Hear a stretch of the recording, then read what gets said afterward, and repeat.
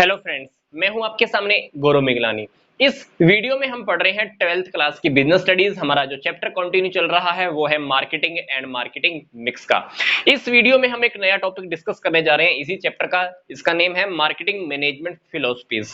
Simple सी बात, philosophies को हम हिंदी में बोलते हैं विचारधारा।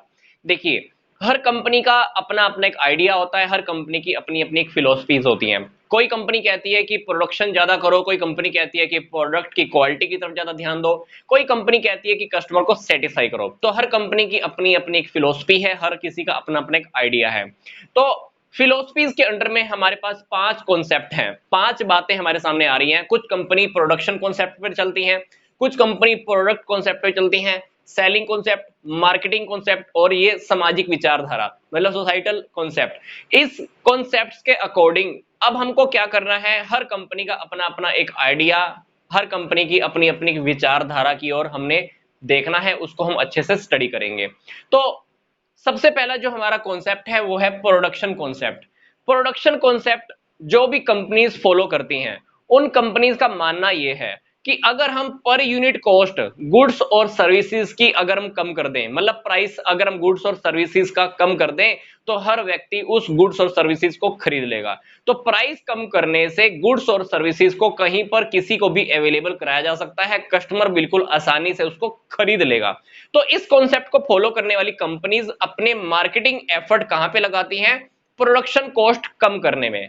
ये कंपनीज अपना मार्केटिंग एफर्ट कहां लगाती हैं? प्रोडक्शन कॉस्ट कम करने में और अपना डिस्ट्रीब्यूशन सिस्टम को स्ट्रॉन्ग करने में। डिस्ट्रीब्यूशन सिस्टम को स्ट्रॉन्ग करने का मतलब है कि आप प्रोडक्ट बहुत इजीली कस्टमर्स को अवेलेबल करा देते हो, ट्रांसपोर्ट की फैसिलिटी आपके पास अच्छी है, वेयर हाउसिंग की फैसिलिटी आपके पास अच्छी है, ऑर्डर प्रोसेसिंग आपकी अच्छी है, मतलब आप ऑर्डर लेते हो बहुत जल्दी वो ऑर्डर कंप्लीट कर देते हो। तो ये कंपनी अपने मार्केटिंग एफर्ट प्रोडक्शन कॉस्ट को कम करने में, डिस्ट्रीब्यूशन सिस्टम को स्ट्रॉन्ग करने में लगा देती है।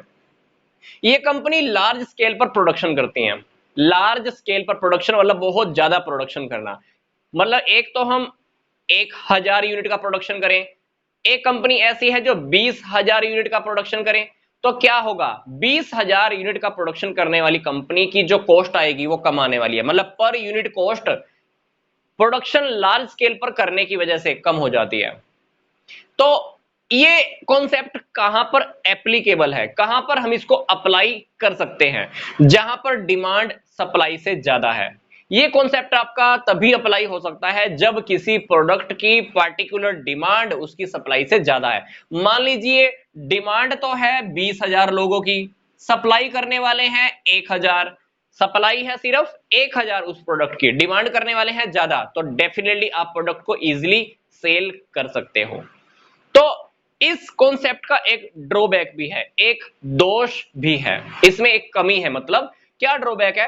कहते हैं कि कस्टमर जरूरी नहीं है कि हर वो प्रोडक्ट खरीद ले जो सस्ता है और जो इजीली अवेलेबल है। तो सिंपल सी बात है, मैं प्रोडक्शन कॉन्सेप्ट को फिर से एक बार कंक्लूड कर रहा हूं। ये कंपनीज कहती हैं कि अगर हम गुड्स और सर्विसेज के प्राइस को कम कर दें तो कस्टमर उसको आसानी से खरीद लेता है और हम उस प्रोडक्ट को कहीं पर भी इजीली अवेलेबल करा सकते हैं। कंपनीज अपना मार्केटिंग एफर्ट प्रोडक्शन की कॉस्ट कम करने में और डिस्ट्रीब्यूशन सिस्टम को इंप्रूव करने में लगा देती हैं। लार्ज स्केल पर प्रोडक्शन चलता है, पर यूनिट कॉस्ट कम आती है।